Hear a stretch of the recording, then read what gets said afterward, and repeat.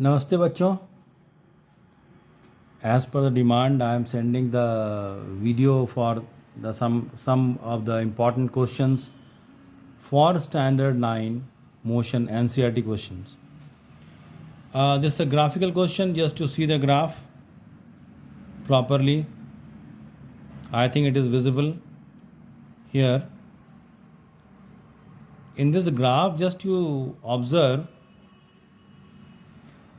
the graph is given between distance and time of the three vehicles or three cars, and this line, this a black line represent a curve for a car, and this yellow representing the B, and this orange representing the C curve, right? Here it is scales are also given, so I think no problem in citing the graph.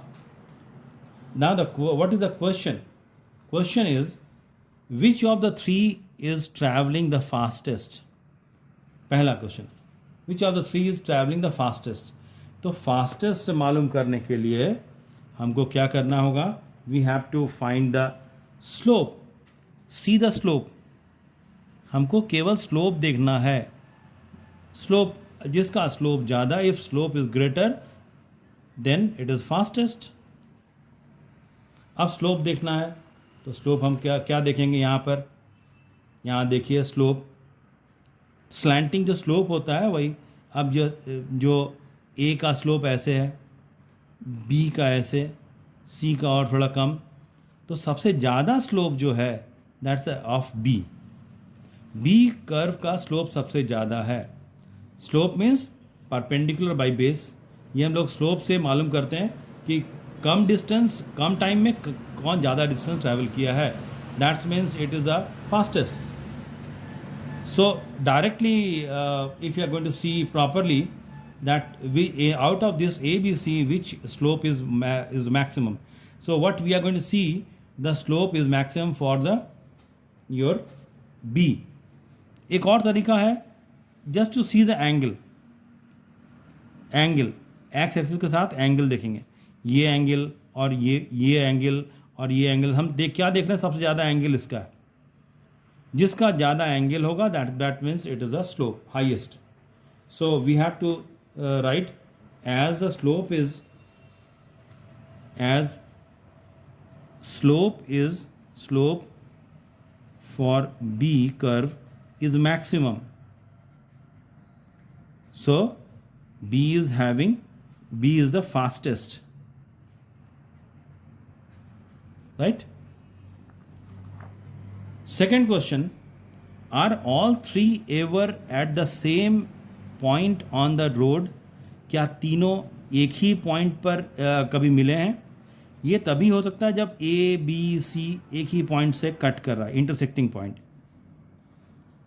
तीनों curve अगर कहीं किसी एक point पर cut कर रहा है, intersecting point, तब हम बोलेंगे all three are meet at that particular point.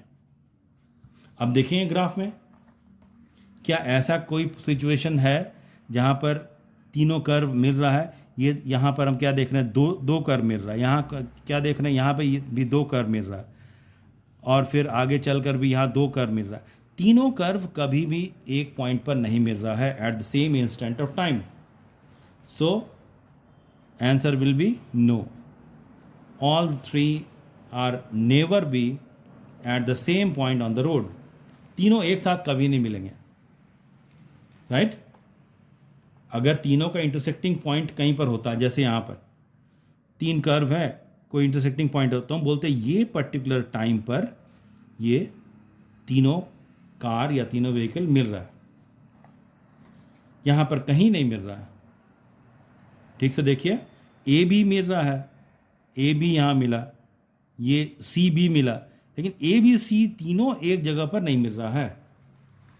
So we have to say it is never intersecting, never meet at a point. Another question, how far has C traveled when B passes A? C कितना distance travel किया जब B A को पास किया है? जब B A को पास किया, B A को कहाँ पर पास किया है, यहाँ पर, बी ए को यहाँ पर पास किया है, राइट। अब बोला कि जब बी ए को पास कर रहा है तो सी कितना डिस्टेंस ट्रैवल किया है, तो यहाँ पर सी कहाँ पर था, ये इस पॉइंट में सी कहाँ है, सी का कर्व ये वाला है, ऑरेंज वाला ये कर्व है। तो इससे नीचे आएंगे हम, ये दोनों का डिस्टेंस हम देखेंगे कि सी यहाँ पर मिल रहा है। अब सी, इस पॉइंट पर सी कितना डिस्टेंस ट्रैवल किया है, तो सी कहाँ से कहाँ ट्रैवल किया, 2 से लेकर ये पॉइंट था 9.6, 2 से लेकर 9.6। तो हम लोग यहाँ पर लिख देंगे how far C travelled, so C travelled कहाँ से कहाँ, क्या माइनस कर रहे हैं, हाउ फार, जब how far has C travelled when B passes A, B A को कहाँ पास कर रहा है, यहाँ पर, उस पॉइंट पर सी कहाँ पर था, सी यहाँ पर था। अब सी ये वाला पॉइंट में कितना डिस्टेंस ट्रैवल किया है, 9.6, और कहाँ शुरू किया था 2, तो ये दोनों को माइनस कर देंगे। So that will 9.6 minus 2, that is 7.6 kilometre. इतना डिस्टेंस वो ट्रैवल किया है, कौन सी, 9.6 minus 2, that is 7.6 kilometre. So how far has C travel when B passes A, C travel 9.6 minus 2, that is 7.6 kilometre. फिर से देखिए, B crosses A here at this particular point, according to the question how far C has traveled, C यहाँ just इसी time के नीचे हम देखेंगे, ये टाइम एक्सिस है, नीचे देखेंगे C यहाँ पर है, और ये पॉइंट कितना है, दैट पॉइंट इज 9.6 किलोमीटर, और C कहाँ से शुरू किया था, यहाँ से 2 से, तो ये डिस्टेंस कितना हुआ, 9.6 minus 2, that is 7.6 kilometre. Another question, how far B traveled by the time it passes C? How far B traveled by the time it passes C?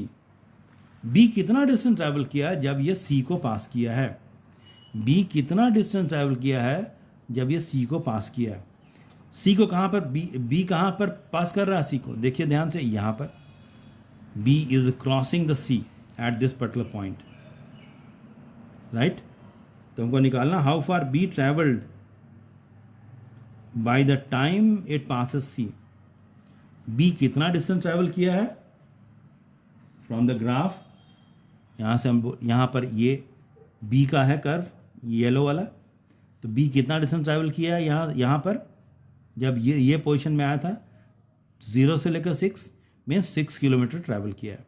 यहाँ देखिए 6 है, तो हम लिख देंगे answer is B traveled 6 kilometer by the time it passes C. That should be your answer. Okay? I think no problem in this question. Graphical question. All things are clear.